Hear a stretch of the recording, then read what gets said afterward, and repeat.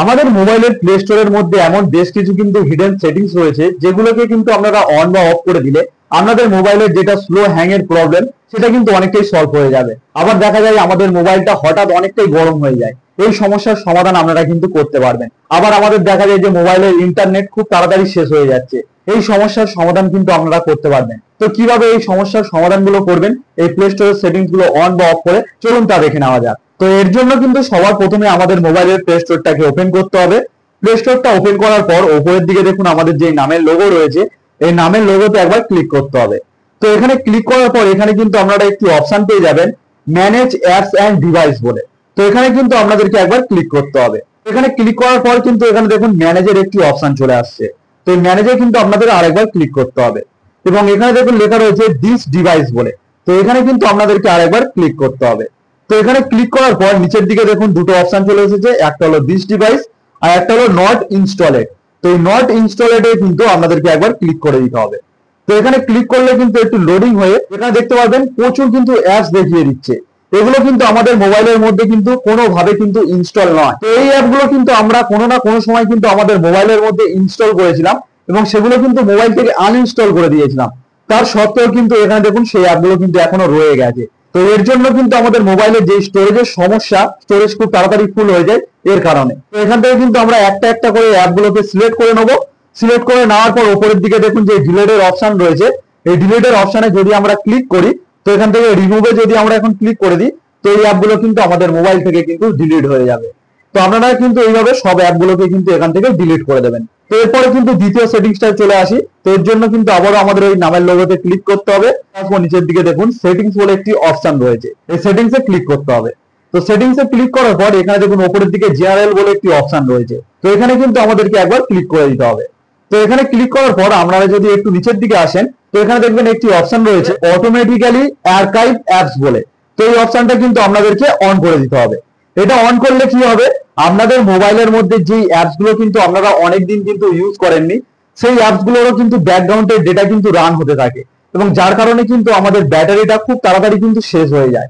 এবং এই অপশনটা যদি আপনারা যদি অন করে দেন এরপর থেকে কিন্তু আপনারা যেই অ্যাপগুলো অনেকদিন ধরে ইউজ করেননি সেই অ্যাপসগুলোর কিন্তু ব্যাকগ্রাউন্ডে ডেটা কিন্তু রান করবে না এবং যার কারণে কিন্তু আপনাদের মোবাইলের ব্যাটারি খুব তাড়াতাড়ি যেটা শেষ হয়ে যেত সেটা কিন্তু আর শেষ হবে না খুব তাড়াতাড়ি, আস্তে আস্তে কিন্তু মোবাইলের ব্যাটারিটা শেষ হবে। এরপরে কিন্তু এখান থেকে চলে আসি 3 নম্বর সেটিংসে। তো 3 নম্বর সেটিংস এর জন্য আবারও কিন্তু আমাদেরকে এই নামের লোগোতে ক্লিক করতে হবে, আবারও চলে আসতে হবে সেটিংসে। এখান থেকে কিন্তু চলে আসতে হবে নেটওয়ার্ক প্রিপারেশনস বলে যে অপশনটি রয়েছে এখানে। তো এখানে ক্লিক করার পর এখানে কিন্তু আপনারা একটি অপশন পেয়ে যাবেন অটো আপডেট অ্যাপস বলে। তো এখানে যদি আমরা ক্লিক করি এবং উপরের তিনটের মধ্যে যে কোনো যদি একটি অপশন আমাদের সিলেক্ট করা থাকে তাহলে কিন্তু আপনাদের মোবাইলের যে অ্যাপস গুলো ইনস্টল করা রয়েছে সেগুলো যখন কিন্তু আপডেট চাই সেগুলো কিন্তু অটোমেটিক্যালি আপনাদের যে অ্যাপস গুলো সেগুলো কিন্তু আপডেট হয়ে যায়। এবং আপনারা ধরুন অন্য কোনো কাজ করছেন মোবাইলে, তার সঙ্গে যদি আপনাদের অ্যাপটা যদি আপডেট হতে থাকে তাহলে কিন্তু মোবাইলটা অনেকটা স্লো হয়ে যায় বা হ্যাং হয়ে যায়। তো এখান থেকে কিন্তু আপনারা যদি নিচের অপশনটাকে সিলেক্ট করে রাখেন ডোন্ট অটো আপডেট অ্যাপস, তো এটা সিলেক্ট করে রাখলে কিন্তু আপনারা যখন ইচ্ছা মনে হবে যে অ্যাপটা কিন্তু আপডেট দেওয়ার প্রয়োজন সেই অ্যাপটাই কিন্তু আপনারা আপডেট দিতে পারবেন, অটোমেটিক্যালি কিন্তু কোনো অ্যাপ কিন্তু আপডেট হবে না। তো এরপর এখান থেকে ব্যাক করব। এরপরে দেখুন আরেকটি অপশন রয়েছে অটো প্লে ভিডিওস বলে। তো এখানেও যদি আপনারা ক্লিক করেন তো এখান থেকে কিন্তু লাস্টের অপশন যেটা রয়েছে ডোন্ট অটো প্লে ভিডিও, এটাকে কিন্তু আপনারা সিলেক্ট করে নেবেন। আমরা যখন প্লে স্টোরের মধ্যে কোনো অ্যাপ ইনস্টল করি তার ভিডিওটা কিন্তু অটোমেটিক প্লে হতে থাকে এবং যার কারণে কিন্তু আমাদের মোবাইলের ডেটাটা কিন্তু অনেক তাড়াতাড়ি শেষ হয়ে যায়। তো এখান থেকে কিন্তু আপনারা লাস্টের অপশনটা যদি সিলেক্ট করে নেন এবং এখান থেকে যদি ওকে করে দেন আর কিন্তু এই প্লে স্টোরের মধ্যে যে ভিডিওগুলো অটো প্লে হয় সেই ভিডিওগুলো কিন্তু আর অটো প্লে হবে না। তো এখান থেকে কিন্তু হয়ে গেল আমাদের 4 নম্বর এবং 5 নম্বর সেটিংসটা। এবার কিন্তু এখান থেকে ব্যাক করে দিলাম। ব্যাক করার পর কিন্তু আবারও আমাদেরকে নামের লোগোতে ক্লিক করতে হবে। তো এখানে ক্লিক করার পর এবারে কিন্তু আপনারা চলে আসবেন প্লে প্রোটেক্ট বলে একটি কিন্তু অপশন রয়েছে, এখানে কিন্তু আপনাদেরকে একবার ক্লিক করতে হবে। তো এখানে ক্লিক করার পর কিন্তু আপনাদের সামনে এরকম একটি অপশন চলে আসবে এবং এখান থেকে দেখুন স্ক্যান বলে যে অপশনটি রয়েছে এখানে একবার ক্লিক করে দেবেন। তো এখানে ক্লিক করলে কি হবে, আমাদের মোবাইলের মধ্যে কিন্তু যত অ্যাপস রয়েছে সেগুলো কিন্তু ব্যাকগ্রাউন্ডে স্ক্যান হতে থাকবে যে মোবাইলের মধ্যে কিন্তু কোনো হার্মফুল অ্যাপস রয়েছে কিনা। তো আমার কিন্তু এখানে দেখুন লেখা রয়েছে নো হার্মফুল অ্যাপস ফাউন্ড, মানে আমার মোবাইলের মধ্যে কিন্তু কোনো হার্মফুল অ্যাপ নেই। এবং আপনাদের মোবাইলের মধ্যে যদি কোনো হার্মফুল অ্যাপ থাকে তাহলে কিন্তু এটা রেড কালার হয়ে যাবে এবং এখানে কিন্তু সেই অ্যাপটা কিন্তু শো করবে এবং আপনারা কিন্তু সেই অ্যাপটা কিন্তু সঙ্গে সঙ্গে আপনাদের মোবাইল থেকে আনইনস্টল করে দেবেন, নাহলে কিন্তু আপনাদের মোবাইলের মধ্যে যত কিন্তু তথ্য ডেটা রয়েছে সেগুলো কিন্তু চুরি হয়ে যেতে পারে।